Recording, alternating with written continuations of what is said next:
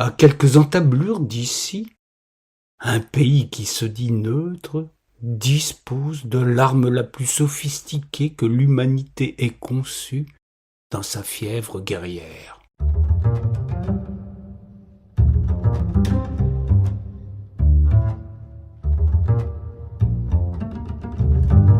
Il y a fort longtemps de cela, sommé de choisir entre la croix et la bannière, un coutelier suisse fit un choix qui marqua son destin personnel, celui de la profession, et simplifia la vie de tous les bricoleurs du monde. La tradition de ce doux et bon pays est si ancrée dans les esprits que notre homme avait comme modèle esthétique unique le coffre-fort. C'est ainsi qu'il décida, dans le plus grand secret, de dissimuler au regard affûté des douaniers français dans un gros bloc parallélépipédique. Notre homme ignorait alors que son pays allait innover dans l'art complexe de la viticulture. Il n'était nullement abstème et aimait fort lever le verre de ce délicieux vin blanc de Chasselas. Il mit dans sa petite boîte un tire-bouchon qui se désole maintenant de l'apparition des capsules à vis dans cette bonne confédération.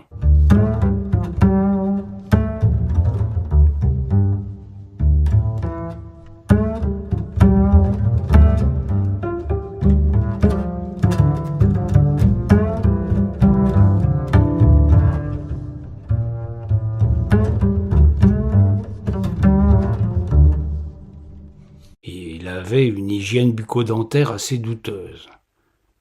Il est bon de rétablir l'exacte vérité lorsqu'on cherche à œuvrer en historien. Le cure-dent fut le deuxième accessoire, complément indispensable du premier pour les amateurs de bains de bouche. Constatant qu'il cheminait vers la postérité à coups de mots composés, il se mit en quête d'un troisième accessoire aussi improbable que les deux premiers dans le monde feutré de la tradition coutelière. Au risque de se faire moquer par ses amis de Thiers ou de la Guiole, lui qui n'était ni manche ni queue, ajouta un ouvre-boîte. On se gaussa, mais il ne prit pas la mouche qu'il laissa à ses collègues français de l'Aveyron. Il opta pour la croix blanche, non pas par patriotisme déplacé, mais parce qu'il était fort étourdi. Une croix à son couteau pour se rappeler sans cesse où il le rangeait.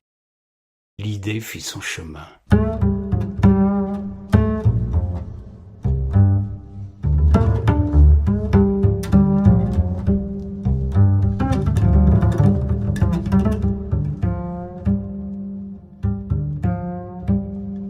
Après bien des réflexions, il se rendit compte avec effarement qu'il avait oublié un élément indispensable à la chose coutelière. Son couteau suisse méritait bien quelques lames. Il les fit fines, tranchantes, effilées. Une lame pour chaque usage, un usage pour chaque lame. Il y a celle qui coupe le brouillard, une autre qui coupe court, une troisième pour les petites coupures et la quatrième destinée aux Français, qui n'aiment rien tant que couper les cheveux en quatre. À l'évocation de ce dernier usage, l'homme qui avait la tête sur les épaules et encore un système pileux abondant, adjoint une paire de ciseaux à son outil qui prenait des allures de totalité.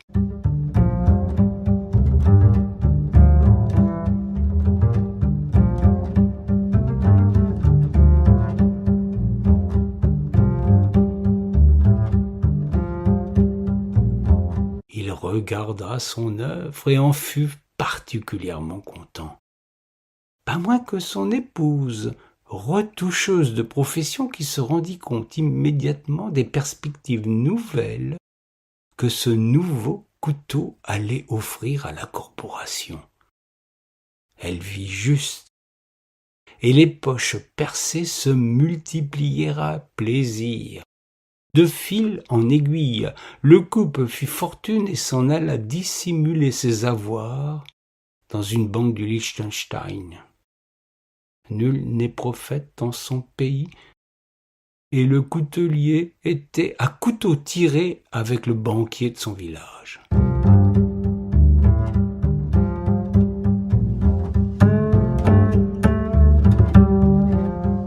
Le couteau suisse sillonne le monde. S'il est gris dans l'armée helvétique pour un louable souci de camouflage, il se pare de ce rouge vif qui fit sa gloire chez les civils moins belliqueux.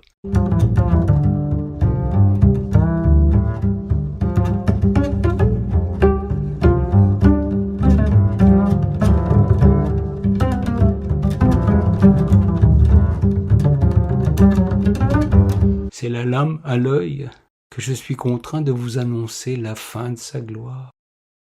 Le délire sécuritaire qui touche nos sociétés urbaines et policées interdit d'avoir désormais un couteau dans la poche. La garde à vue menace le bricoleur ou le gourmand. Nous vivons une époque formidable. Et le délinquant que je suis, puisque j'ai toujours un couteau dans la poche, vous salue bien tant qu'il en a encore la possibilité.